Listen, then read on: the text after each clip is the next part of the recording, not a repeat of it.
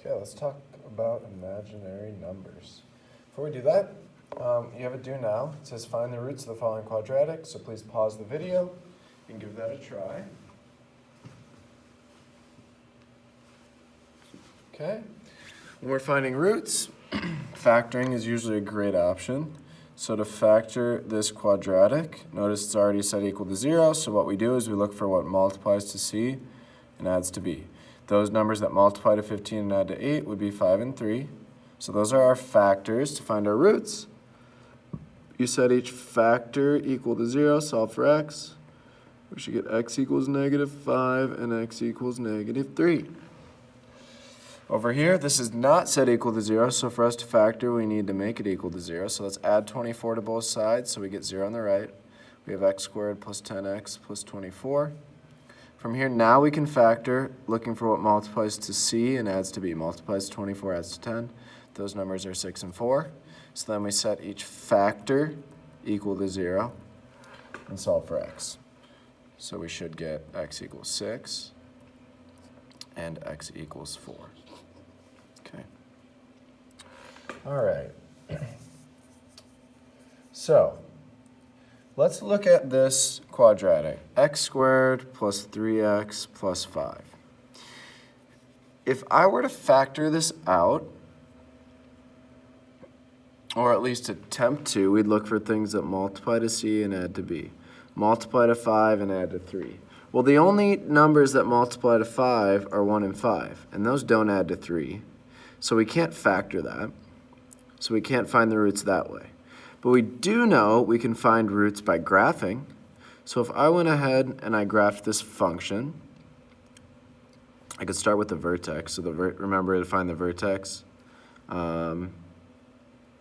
negative b over 2a. So negative 3 over 2 times 1. So negative 3 over 2 would be my x value. My y value would be as such. So we'd get negative 6 over 2. Or is that squared? Yeah, never mind. Sorry, negative 9 over 4 minus 9 over 2 plus 10 over 2. Sorry, that would be positive. Which would be 18 over 4, 20 over 4. So negative 9 over 11 over 4. Just trust me on that. You could always graph it. So negative 2/3, 11 over 4. So it's somewhere up here. And it's positive, so we know our directionality goes up. And we wouldn't, if you were to go ahead and graph it, you'd notice you don't have any roots either. That does not mean there are 0 roots. It just means there are no real roots. There are imaginary roots instead. So let's talk about imaginary numbers. So imaginary number, they are kind of a workaround to help us figure out roots or to work with problems that don't have roots. A complex number is let's call this a number with real and imaginary parts, and it's written as a plus bi, where I represents that imaginary number. The I stands for or equals the square root of -1. So when we're thinking about complex numbers, this a here, that's what we consider our real part. bi is what we consider our imaginary part. So we'll start here by just identifying real and imaginary parts. So the real part is just your number here, so that would be 5. The imaginary part would be the number with I. Real part is just our number. Imaginary part would be piece with I. Over here, we just have -8i.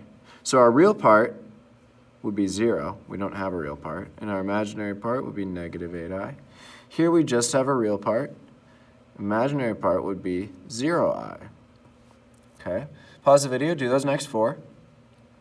Okay, we're back. -21, then 6i, 14 and -i, 0 and -7i, and then 15 and 0i. So the I piece is your imaginary, just the number is your real part. So we're going to focus on adding, subtracting, and multiplying complex numbers. These complex numbers, imaginary numbers rather, are very, very useful later on for when we're trying to solve problems that don't have real roots or work with problems without roots, because they can help us identify some x-intercepts that we can then use for further problems. So whenever we're adding complex numbers, all you have to do is treat I like a variable. So what that means is you cannot add like 5 and 6i. That does not become, it's not equal to like 11i or 11 or something like that. Treat I like you would a variable, like you would an x, and combine like terms. So our like terms here, we have 5 plus 3 is 8, and 6i plus 4i, 6 plus 4 is 10, so we have 8 plus 10i. So you combine like terms. So for number 2, we have 2 and 5 are like terms, and 7i and I are like terms, so 7 plus 1 is 8. And notice you always write your complex numbers as real part, then imaginary. Number, then part with I. Okay. You have 3 more. Go ahead and try those. Okay. Here we have -1 plus -3 is -4. 4i and -7i is -3i. Here, 4 minus 8 is -4. 2i plus 2i is 4i. 10 minus 3 is -7. And I minus 6i is -5i. And there we go. Let's look at subtracting. When we're subtracting, things are a little more difficult because you have to be careful of your parentheses. So when we're subtracting here, unlike addition, you can't just do 5 plus 3 and get 2 and get 8, 7 plus 4 and get 11. You have to kind of distribute this negative because of those parentheses.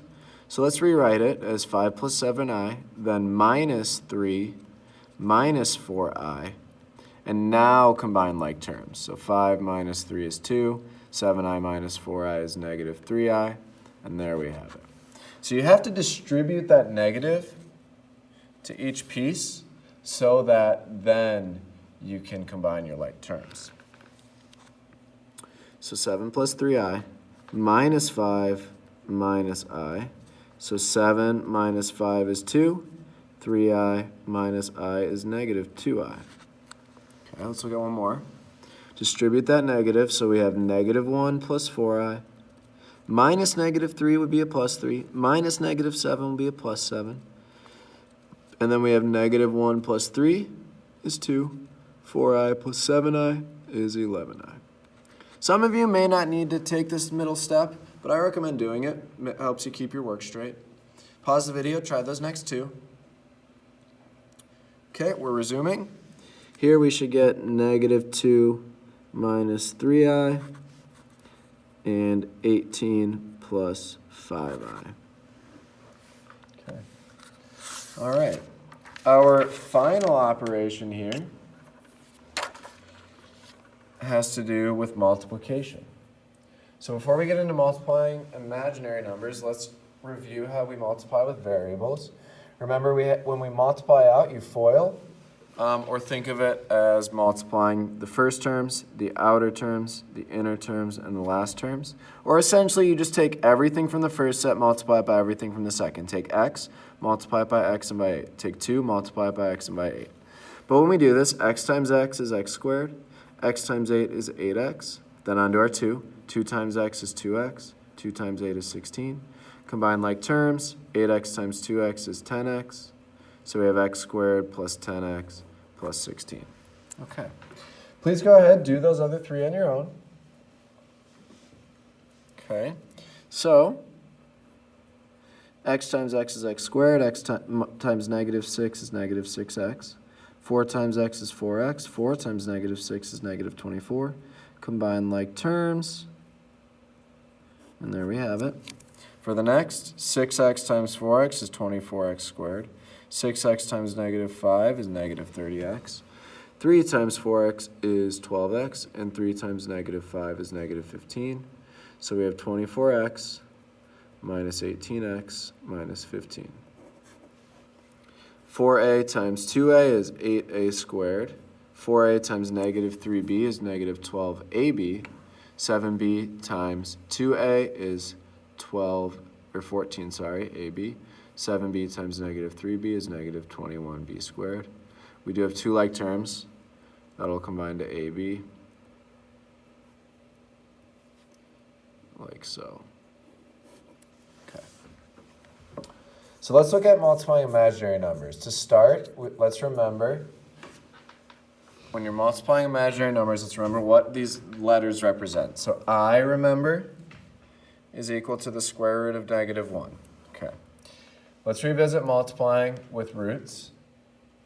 So the square root of 5 times the square root of 5. When you're multiplying with square roots, you just multiply the inside. 5 times 5 is 25.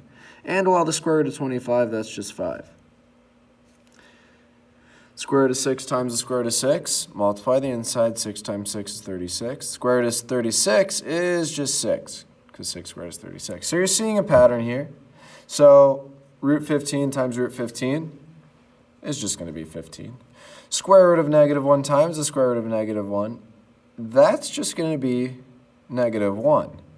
But remember, I is equal to the square root of negative 1. So that's the same thing as I times I, which is I squared. So the key concept here is that I squared is equal to negative 1. So let's keep that in mind as we multiply these complex numbers. So when we multiply complex numbers, the FOIL method is the same. We take our 8 and 2 and multiply to get 16. 8 times 3i would be 24i. 6i times 2 would be 12i. 6i times 3i would be 18i squared, since I times I is I squared. Combine like terms. And this is where that I squared equals negative 1 concept has to come into play. So since I squared is negative 1, what we can do here is we can substitute I squared for negative 1. So 18 times negative 1 is negative 18. So we have 16 plus 36i minus 18. And now we have two like terms again, 16 and negative 18, which is negative 2. And then we have plus 36i. So whenever you have I squared, you always have to substitute it in for negative 1. Let's do another. So we're multiplying. So 4 times 9 is 36. 4 times I is 4i. 3i times 9 is 27i. 3i times I would be 3i squared. So let's combine like terms. 4i and 27i is 31i. Remember, I squared is equal to negative 1, so let's substitute that in. So we'll get negative 3 there. So we have 36 plus 31i minus 3. Combine like terms, 36 and negative 3 would be 33 plus 31i. Okay. So it's just like multiplying with your variables like we did up here, except when you get down to I squared, you always have to substitute that for negative 1. Okay. You have 4 more multiplying problems. Please try those on your own and pause the video. Okay, we're back. Here we should get 10 plus 30i minus 6i minus 18i squared to start. Combine those like terms to get 24i. Substitute in negative 1 for I, so that'll become plus 18. 10 plus 18 is 28, so we get 28 plus 24i. For number 2, we should get 32 minus 8i plus 40i minus 10i squared. Combine like terms in the middle to get 32i. Substitute negative 1 in for I squared, so we get plus 10 there. So our final answer is 42 minus 32i. Over here we have 70 minus 30i minus 35i plus 15i squared. Combine like terms to get negative 65i in the middle. Substitute in negative 1 for I squared, so that's negative 15. 70 minus 15 is 55, so we have 55 minus 65i. And our last one, 4 times 4 is 16. 4 times negative 3i is negative 12i. 3i times 4 is positive 12i. And 3i times negative 3 is negative 9i squared. Negative 12i plus 12i is 0i, so those cancel. I squared is negative 1, so we have 16 minus 9 times negative 1, or 16 plus 9, so we get 25. And that's it.